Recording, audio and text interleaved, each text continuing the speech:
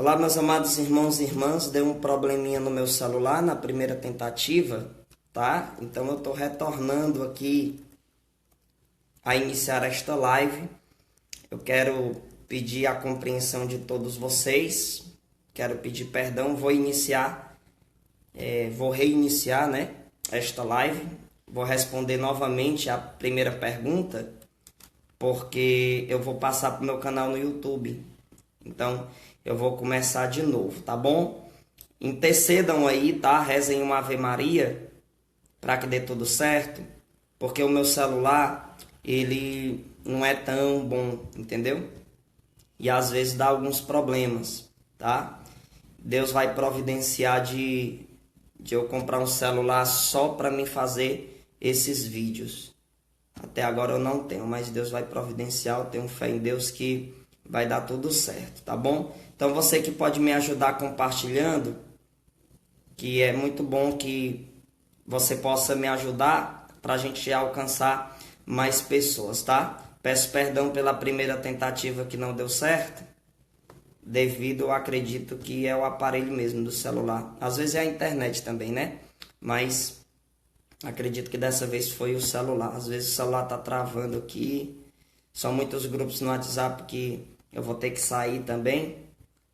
Deixa eu só compartilhar aqui na página Jesus o Bom Pastor. E aí a gente dá início novamente, tá bom? Quero mandar um abraço para todos vocês que estão me acompanhando, que estão me ajudando nesse trabalho de evangelização, que eu tenho certeza que está sendo bastante produtiva essa nossa união em estudar a doutrina da igreja. Pronto, vamos começar novamente aqui. Deixa eu botar aqui na página Nossa Senhora das Graças. Ok. Pronto. Amém. Louvado seja Deus. Tá?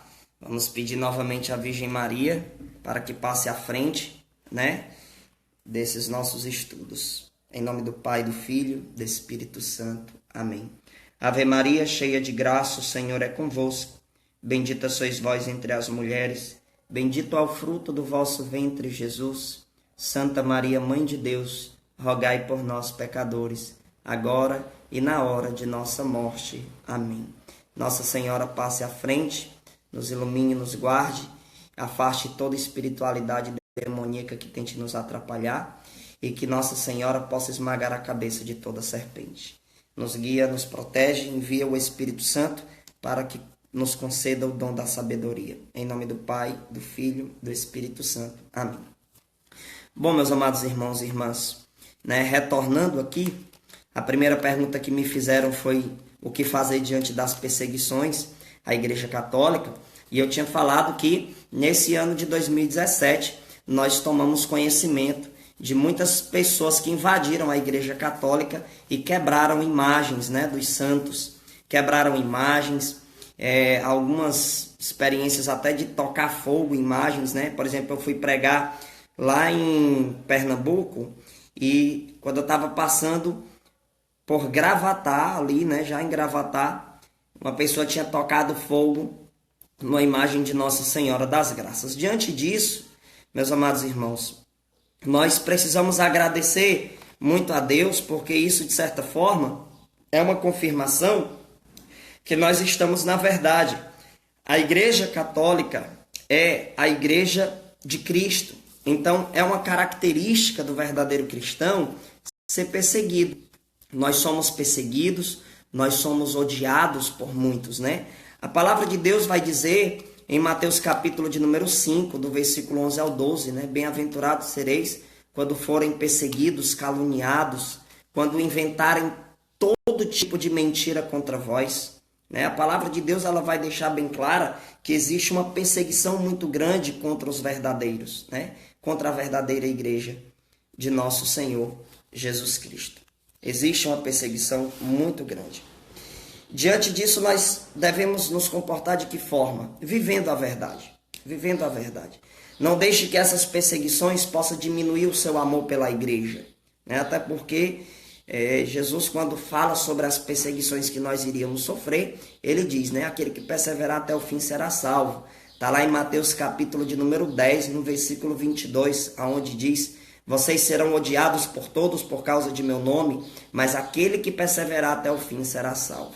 Existe outro texto também, 1 João capítulo 3, versículo de número 13, aonde lá diz: irmãos, não vos admireis se o mundo vos odeia, né? Se o mundo vos persegue. Então a perseguição, ela faz parte da vida do cristão. O que é que nós devemos fazer diante disso? Segura na mão de Jesus, né? Segura firme, seja obediente, não fique intimidado, né, com essas coisas, né? Vocês viram minha gatinha pulando aqui pela janela, viu, gente? Se assuste não.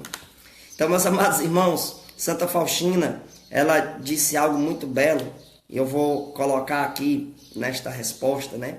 Ela diz assim: eu era como um cego que confia no guia e segura firmemente sua mão, e em nenhum momento me afastava da obediência, que era para mim a tábua de salvação na prova de fogo. Ela dizia que diante das provações, né, perseguições e tantas provações que ela sofreu, ela segurava na mão de Jesus como que ela sendo uma cega e que confiava em Jesus, né, que era o guia da alma dela. Então, ela disse que em momento nenhum ela se afastava da obediência. Então, diante das perseguições, pense como muitas vezes eu chego a pensar, quando me rebolam pedras, eu não rebolo essas pedras de volta. Eu junto elas e faço uma gruta para Nossa Senhora no meu coração.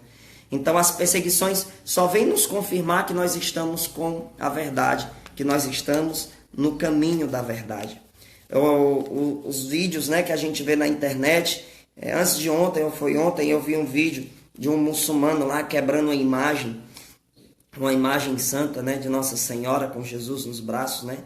Então, eu vi ali ele quebrando a imagem e eu olhando, eu dizendo, olha, tudo isso vem nos confirmar, né, que nós estamos na verdade, que a igreja de Nosso Senhor Jesus Cristo, de fato, é a igreja verdadeira, porque é a igreja perseguida, né? É a igreja que é odiada pelo mundo, conforme diz nas Sagradas Escrituras, Mateus 10, 22, vocês serão odiados por todos por causa de meu nome, mas aquele que perseverar até o fim será salvo. Então, está aqui a minha resposta à pergunta da irmã, que ela perguntou o que fazer diante das perseguições. Viva em obediência ao Senhor, né? Não devolva o mal com o mal. Se for preciso denunciar um erro, né, em palavras, denuncie, se você tiver conhecimento. E é muito importante o conhecimento, você estudar sobre a doutrina da igreja, para você saber reagir diante de tudo isso. Agora, nós precisamos entender que o nosso comportamento não deve ser unicamente nos utilizando de palavras, nós temos que ter um comportamento firme em obediência ao Senhor, como São Francisco de Assis ensinava, né? Pregue o evangelho em todo tempo, se for preciso, se utilize de palavras. Então, uma das formas de eu lhe responder tenha um comportamento em conformidade com aquilo que o Senhor ensina pela igreja. Uma pessoa uma vez chegou perto de Santo Agostinho e disse assim: Santo Agostinho, eu estou passando por momentos de tribulação. E Santo Agostinho olhou para essa pessoa e disse: você fala que os tempos são turbulentos, né? Você fala que os tempos são difíceis, viva corretamente e você mudará os tempos. Então, o nosso comportamento, ele é muito importante para que até mesmo os perseguidores da igreja cheguem a se converter. Então, nós precisamos de conhecimento para argumentar em palavras e para ter um comportamento em conformidade com o querer de Deus. Então, diante de todas as perseguições, se faz isso, tá? Eu quero aqui responder uma pergunta muito interessante do irmão Kleber, né? O Kleber perguntou aqui. Bom, gente, deixa eu mandar aqui um alô para Ricardo dos Reis, tem também aqui Jeane Bezerra, está acompanhando, Deus abençoe, Deus abençoe. Ana Paula, tem uma galera aí compartilhando, né? Elândia também, Deus abençoe. Bom dia, Guilmar Nunes, que Deus abençoe poderosamente. Muito obrigado pela participação de vocês, tá? Bom, gente, a pergunta do Kleber foi a seguinte: Daniel, gostaria de saber uma coisa. A minha irmã vai se casar numa igreja evangélica e me chamou para ser padrinho. Eu posso? Bom, Kleber, é o seguinte. Primeiro, é bom você se utilizar de denominação protestante, né? Eu recomendo você a não se utilizar dessa expressão igreja evangélica, porque não se trata de uma igreja evangélica. Não se trata de uma igreja evangélica. Por quê? Porque se fosse evangélica, estava em conformidade com o evangelho. E o protestantismo é o maior inimigo da Bíblia. O maior inimigo da Bíblia, juntamente com o diabo, é o protestantismo. Eu digo isso com toda clareza, né?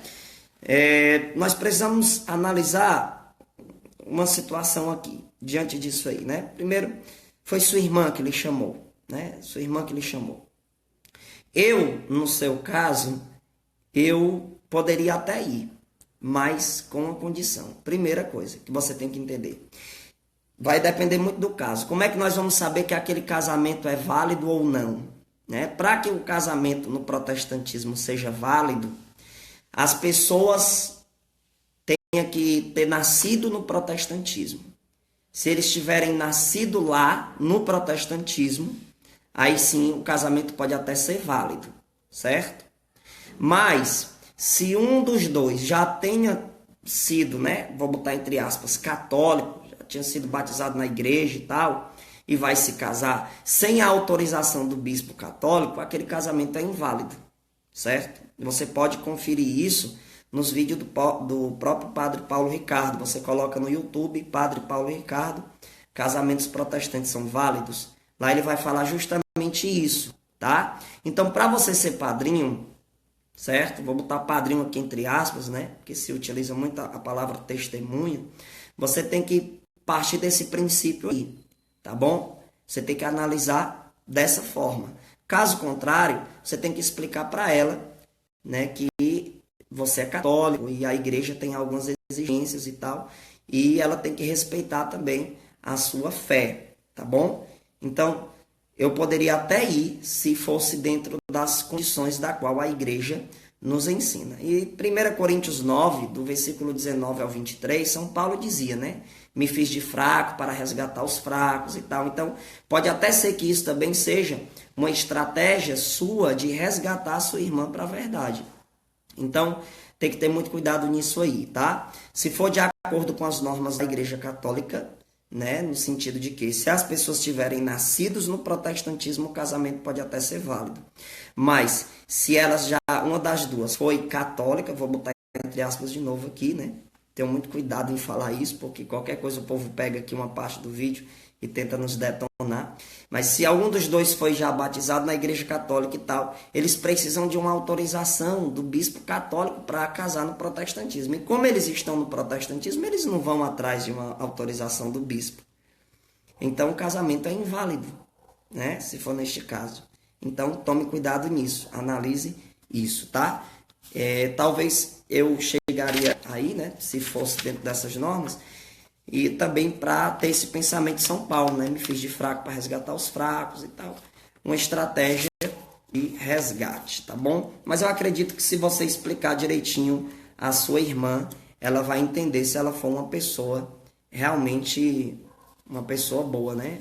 Assim, respeitosa. Tá bom? Então eu quero aqui responder ao Luiz Fernando, aonde ele diz assim: irmão, o que você acha de bater palmas na Santa Missa? Bom, isso aí é uma situação muito debatida entre nós católicos, né? Muito debatida entre nós católicos. Muitos dizem, será que é pecado bater palma na missa? Bom, no missal não está previsto isso, né? Não tem no missal motivando as pessoas a baterem palmas, né? Hoje nós estamos presenciando um esforço muito grande de muitos padres, até mesmo de protestantizar a Santa Missa. São músicas protestantes, é muita dança, não sei o quê. Até o próprio Bento XVI, ele disse que não, na Santa Missa não é para ter dancinhas, apresentações teatrais. Se vocês quiserem, eu posso enviar bem direitinho o texto para vocês, basta pedir no meu WhatsApp, tá bom? Então ele diz que não é para ter essas coisas na Santa Missa. A Santa Missa, ela tem que estar em conformidade com aquilo que está no missal. Não está previsto no missal. Essas palmas, né? Não está previsto. Então, se não está previsto no missal, é porque não é para se fazer, né? Tem que ser em conformidade com aquilo que está no missal.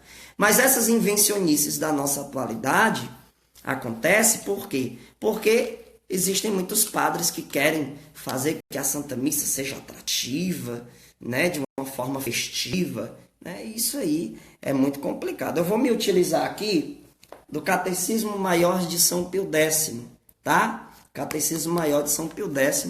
Eu vou me utilizar dele aqui na questão 663. É muito bom esse catecismo, gente, ó. Vocês têm em casa, tá? Catecismo Maior de São Pio X. Só dá para comprar pela internet. As lojas não vendem, infelizmente. Não tem nenhuma dessas lojas grandes aí, não. Você compra pela editora Permanência. Até onde eu conheço, pela editora Permanência, tá?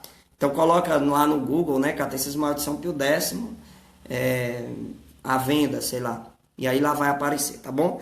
No Catecismo Maior de São Pio X, no número 663, vai dizer assim: quantas coisas são necessárias para ouvir bem e com fruto a Santa Missa? A resposta é: para ouvir bem e com fruto a Santa Missa são necessárias duas coisas: modéstia exterior, segunda, devoção interior. Veja, modéstia exterior, por isso que a gente fala muito de modéstia, a forma das mulheres se vestirem, tá? Modéstia exterior e a devoção interior. Aí o catecismo vai dar sequência da seguinte maneira: em que consiste a modéstia exterior? Né? Diz assim: a modéstia exterior consiste particularmente em estar modestamente vestido, em observar o silêncio e o recolhimento, e em estar, quanto possível, de joelhos, excetuando o tempo dos dois evangelhos, né? Veja só, dos dois evangelhos que se ouvem estando de pé, ou dos evangelhos que se ouvem estando de pé. Então veja só, aqui no Catecismo Maior de São Pio X fala de forma bem clara que precisa do silêncio, do recolhimento, da concentração intensa.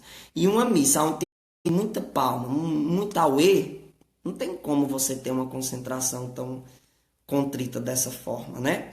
Ele dá continuidade na questão 665 assim: ao ouvir a Santa Missa, qual é o melhor modo de praticar a devoção interior?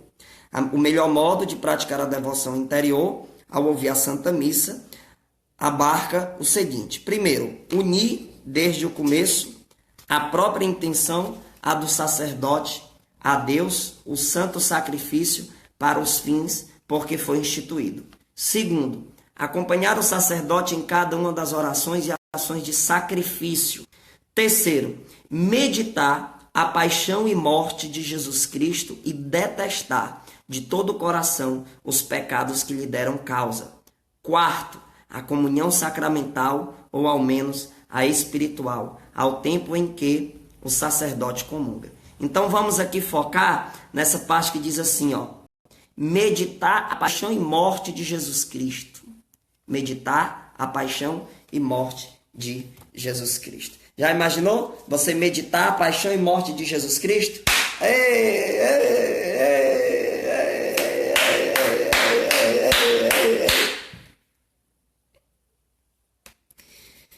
Misericórdia, né? Teve uma missa que estava lá o Papa Bento XVI, e na hora que a missa ia começar, o comentarista lá disse, né? Olha, não é para bater palma, viu? Preservem o santo silêncio. Se vocês quiserem esse vídeo, eu mando também para o seu WhatsApp, tá? Preservem o santo silêncio. A missa é o santo sacrifício, né? E tal. Então, por favor, meus amados irmãos e irmãs, nós temos que ter muito cuidado com isso, tá bom? Amém? Então, se não está previsto no missal, é porque não é para se fazer, né? Então, tem muita invencionice por aí, né? Vamos agradar o povo! Ei, né? Vigiar e orar. Adriana Bueno perguntou assim: o que dizer destas páginas católicas que estão contaminadas com postagens julgando, né?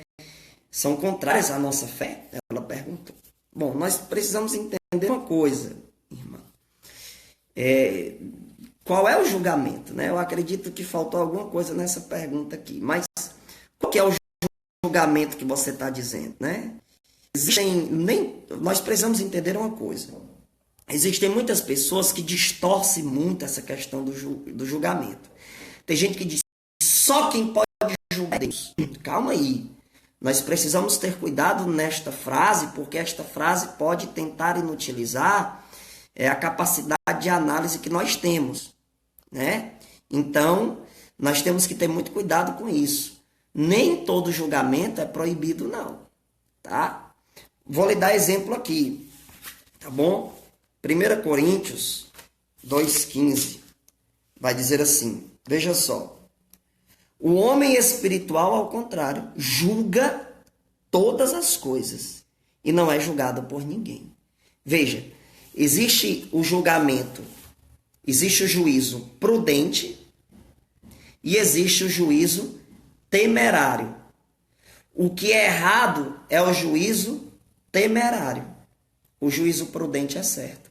Se você está diante de erros, se você já sabe que a igreja identifica aquilo como errado, você precisa sim julgar, em conformidade com o posicionamento da igreja, né? Se o julgamento estiver em conformidade com o posicionamento da igreja, com a palavra de Deus, esse julgamento eu podemos fazer. Porque, na verdade, já é um juízo constituído pela igreja. Então, por exemplo, quando a mãe diz ao filho, né? Tome juízo, meu filho. Ou seja, é para ele saber julgar. Julgar o que é certo e o que é errado. O que nós não podemos fazer é o juízo temerário. Qual é o juízo temerário? É quando nós julgamos de forma preconceituosa, sem apurar de fato aquilo que está acontecendo. Por exemplo, tem pessoas que julgam sem conhecer. Por exemplo, eu não posso julgar uma coisa da qual eu não tenho acesso. Eu não tenho a apuração de fatos. Então, eu não posso julgar. Agora, se essas páginas que você disse aí tá julgando, né? Você tem que ver. Se o julgamento dessas páginas estiver em conformidade com a doutrina da igreja, elas não estão fazendo nada de errado. Agora, se elas estão julgando de forma temerária, ou seja, de forma irresponsável, aí sim é algo a se reprovar, tá bom? Eu vou lhe dar um exemplo aqui de Mateus 3. Veja só, aqui em Mateus 3, versículo 1. Veja só, porque hoje em dia existe uma jujubice, né? A gente fala assim, os católicos jujubas são aqueles que dizem, Deus é amor, nós não podemos julgar o irmão, se ele tiver errado, a gente tem que passar a mão na cabeça. Não é assim, né? Veja só aqui, naqueles dias apareceu João Batista pregando no deserto da Judeia, dizia ele, fazei penitência porque está próximo o reino dos céus. Veja, São João Batista ele pregava com uma parresia muito grande, né? E ele dizia lá no versículo 7 em diante, diz assim, ao ver, porém, que muitos dos fariseus e dos saduceus vinham ao seu batismo, disse-lhes, raça de víboras, quem vos ensinou fugir da cólera vindoura? Dai, pois, frutos de verdadeira penitência. Veja, São João Batista, ele falava, raça de víboras, né? Se São João Batista fosse pregar em muitos grupos hoje, iriam dizer que ele estava pegando pesado, né? Que ele estava julgando os irmãos, né? Ora, se o próprio Jesus lá em João 8,44 vai dizer que ele olhava para os fariseus e dizia, vocês são filhos do demônio, porque falam daquilo que lhe é próprio, pois o diabo é o pai da mentira. Então, vai depender do julgamento. Tem julgamento que é prudente, tem julgamento que é temerário. Então, analise isso, tá bom? Então, vamos aqui para a próxima, né? Eita, essa aqui é cajado, viu? Vamos aqui para a última pergunta, tá? Da nossa live. Como lidar com os padres e seminaristas da teologia da libertação?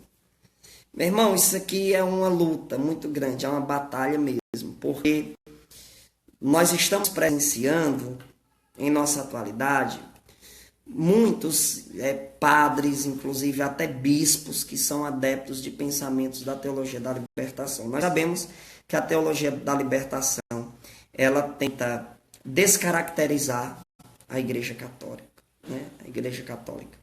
Ela tenta desestruturar a essência doutrinária da verdade. Então, querendo colocar pensamentos relativistas. Por exemplo, eu já vi padres que dizem que o diabo não existe, né? O demônio não existe. Mas o catecismo da Igreja Católica, né? Eu tô com ele aqui, deixa eu pegar aqui. O catecismo da Igreja Católica bate de frente com esses pensamentos, né? Por exemplo, essa questão aí do demônio. Bem aqui no catecismo da Igreja, no 414, diz assim: Satanás ou o diabo, bem como os demais demônios, são anjos decaídos, por terem se recusado livremente servir a Deus e a seu desígnio. Sua opção contra Deus é definitiva. Eles tentam associar o homem à sua revolta contra Deus. Veja, o catecismo da Igreja Católica bate de frente com isso. Então, os padres que são adeptos aos pensamentos da teologia da libertação, seminaristas, seja lá quem for, eles estão errados. Diante disso, meus amados irmãos, eu digo para vocês, por isso que há uma necessidade muito grande, né, de nós termos um estudo apologético e conhecer a apologética da igreja, para denunciarmos claramente esses lobos, né, em pele de ovelhas. O professor Felipe Aquino, eu estou aqui em mãos com o escrito dele, que ele escreveu no Coração da Igreja, o nome do livro. E ele escreveu assim: mais do que antes, o católico precisa hoje conhecer a fé da Igreja para poder enfrentar com segurança as ameaças das seitas e dos falsos profetas que invadem o rebanho de Cristo para roubar as ovelhas que ele conquistou com o seu preciosíssimo sangue, com o seu precioso sangue na cruz, né? Então, o padre falou aqui, o professor Felipe Aquino falou de forma bem clara, nós precisamos conhecer a nossa atualidade, que existe tantos ataques, né? E São Pio X diz que os maiores inimigos da igreja estão infiltrados dentro dela. Então, esses padres adeptos à teologia da libertação e esses seminaristas, eles não podem de forma alguma nos aprisionar em seus pensamentos. Não é porque é padre que eu devo aceitar tudo que ele diz. Teve muitos padres que hoje estão morando no inferno, inclusive bispos. São João Crisóstomo disse que os corredores do inferno estão pavimentados com crânios de bispos. Ou seja, existe tapetes no inferno só com cabeça de bispo.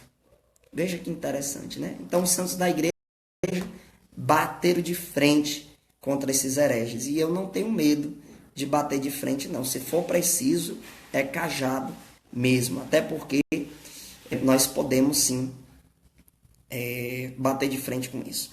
Na patrística, no escrito de Clemente aos Coríntios, ele vai dizer assim: é melhor estar em conflito com homens ignorantes, faltos de bom senso, soberbos e jactanciosos em seus arrogantes discursos, do que estar em conflito com Deus. É melhor você estar em conflito com os homens do que estar em conflito com Deus. Isso quem disse foi Clemente aos Coríntios. Isso está na patrística.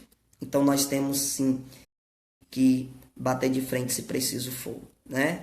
Se preciso for. Que nossas argumentações estejam em conformidade com aquilo que está na doutrina da igreja. Eu digo para muitos, quando eu prego, né? Quando eu falo, denunciando, né? Os padres que são adeptos à teologia da libertação, quando eu denuncio esses hereges aí, que estão infiltrados dentro da igreja, né? Até o próprio Beato Paulo VI disse que por alguma fissura a fumaça de Satanás adentrou no templo de Deus. Isso confirma muito que São Pio X disse que os maiores inimigos da igreja estão infiltrados dentro dela. Eu digo sempre, quando eu denuncio, você que achou ruim a minha denúncia, você pode vir reclamar. Pode vir bater de frente com os meus argumentos. Agora, venha, mas venha com fontes.